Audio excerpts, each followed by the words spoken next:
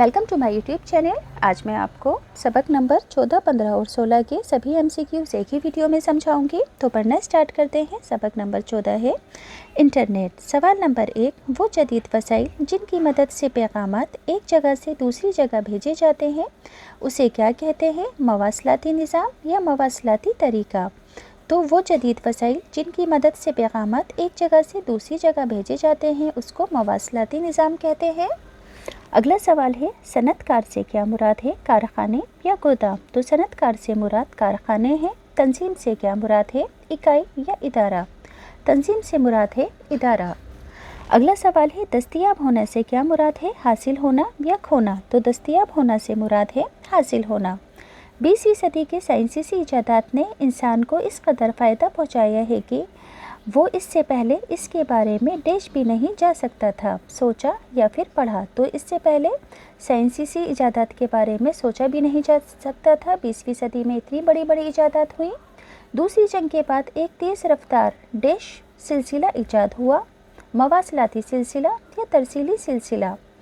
तो दूसरी जंग के बाद एक तेज़ रफ्तार मवासलाती सिलसिला शुरू हुआ। इलेक्ट्रॉनिक जो इंतहाई तेज़ और कम खर्च है ये निज़ाम देश कहलाता है मवासलात इंटरनेट या तरसीली इंटरनेट।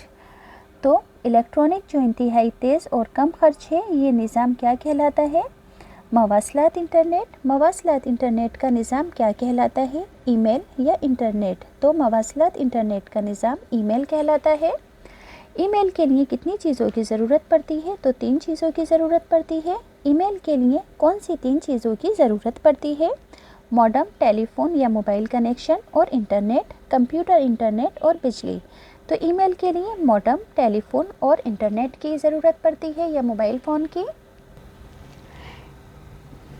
ईमेल का तरीक़ाकार है कि इंटरनेट के ज़रिए हमारे देश को इशारों में तब्दील करके हमारे ईमेल पते पर भेज देता है, इशारों को या पैगामात को। तो ईमेल का तरीका ये है कि इंटरनेट के ज़रिए ये हमारे पैगामात को इशारों में तब्दील करके हमारे ईमेल पते पर भेज देता है। WW से क्या मुराद है? तो वर्ल्ड वाइड वेब मुराद है। FTP से क्या मुराद है? तो फाइल ट्रांसफ़र प्रोटोकॉल मुराद है। FTP किसी भी वेबसाइट पर महफूज की जाने वाली डैश को कंप्यूटर पर दिखा सकता है, इत्तलात को या ख़बर को। तो FTP किसी भी वेबसाइट पर सेव की जाने वाली इत्तलात को कंप्यूटर पर दिखा सकता है। डैश के ज़रिए किसी भी दूर दराज के कंप्यूटर को अपने घर के कंप्यूटर की तरह इस्तेमाल कर सकते हैं। तो टेलीनेट के ज़रिए इंटरनेट का ये पैगाम पहुंचाने का सबसे तेज़ रफ्तार तरीका है। तो सबसे तेज़ रफ्तार इंटरनेट का तरीका क्या है? यूज़नेट है। इंटरनेट से दुनिया भर के लोगों के फासलों को ख़त्म करके मिनटों सेकंडों में एक दूसरे से डैश किया जा सकता है। तो राब्ता कायम किया जा सकता है मिनटों सेकंडों में। सवाल नंबर 15 है नई रोशनी। नाबीना से क्या मुराद है? तो नाबीना का मतलब जिसे दिखाई ना दे या जो अनजान हो। तो नाबीना का मतलब है जिसे दिखाई ना दे। तरबियत से क्या मुराद है? परवरिश या परवान? तो तरबियत का मतलब है परवरिश। हसास से क्या मुराद है? ज़्यादा महसूस करने वाला या एहसान करने वाला। तो हसास से मुराद है ज़्यादा महसूस करने वाला।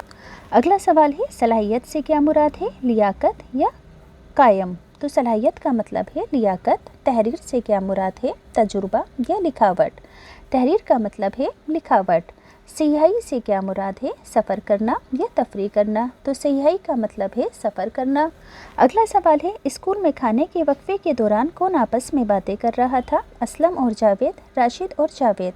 तो स्कूल में खाने के वक्फे के दौरान असलम और जावेद आपस में बातें कर रहे थे। असलम और जावेद किस बारे में बातें कर रहे थे? नाबीना तालिब इल्म के बारे में या मास्टर जी के बारे में? तो असलम और जावेद नाबीना तालिब इल्म के बारे में बातें कर रहे थे। जावेद को किस बात पर हैरत हुई थी? जो लड़का नाबीना है तो पढ़ेगा कैसे? नाबीना स्कूल कैसे आएगा? तो जावेद को इस बात पर हैरत हुई कि अगर लड़का नाबीना है तो पढ़ेगा कैसे।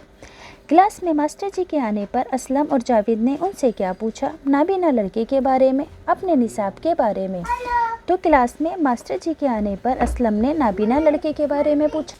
अगला सवाल है नाबीना लड़के का क्या नाम था? तो महबूब नाम था। मास्टर जी ने नाबीना लड़के के पढ़ने का कौन सा तरीका बताया था? ब्रेल या ज़बानी। तो मास्टर जी ने नाबीना लड़के के पढ़ने का तरीका ब्रेल बताया था। अगला सवाल है, ब्रेल की वजाहत करते हुए मास्टर जी ने कहा कि ये एक ख़ास आले की मदद से मोटे कागज़ों पर हुरूफ को उभारा जाता है, जिन्हें थोड़ी तरबियत के बाद तेज पढ़ सकते हैं, उंगली से छूकर या हथेली से छूकर।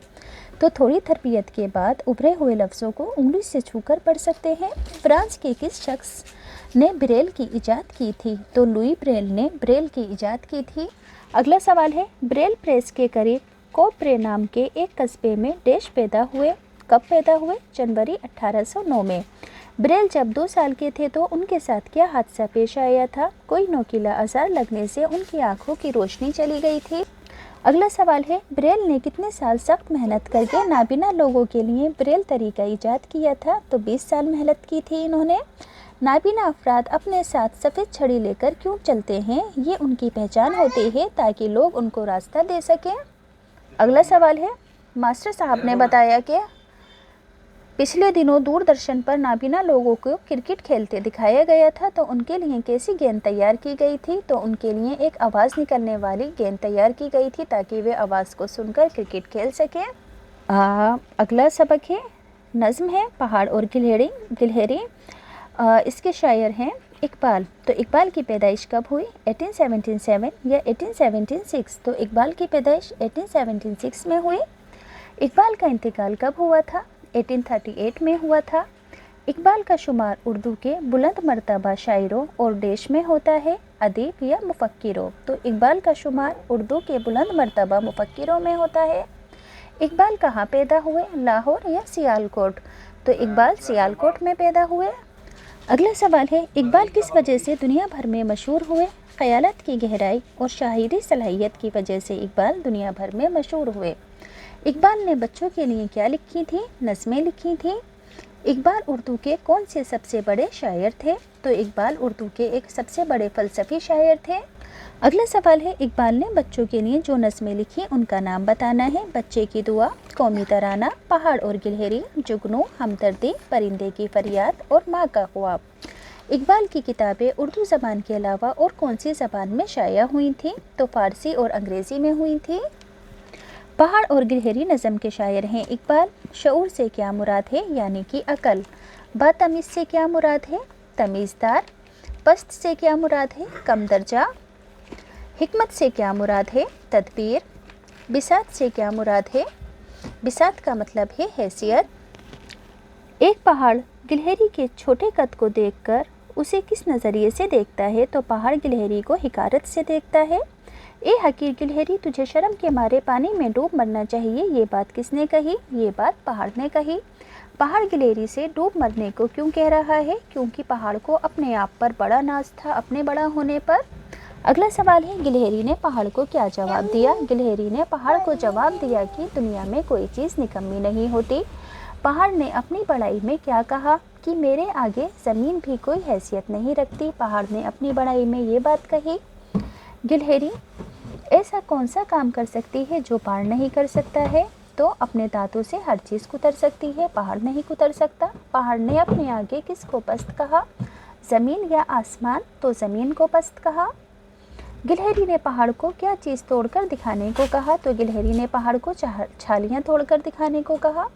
किन बातों से खुदा की कुदरत का पता चलता है? छोटी और बड़ी चीज़ों को देखकर खुदा की कुदरत का पता चलता है।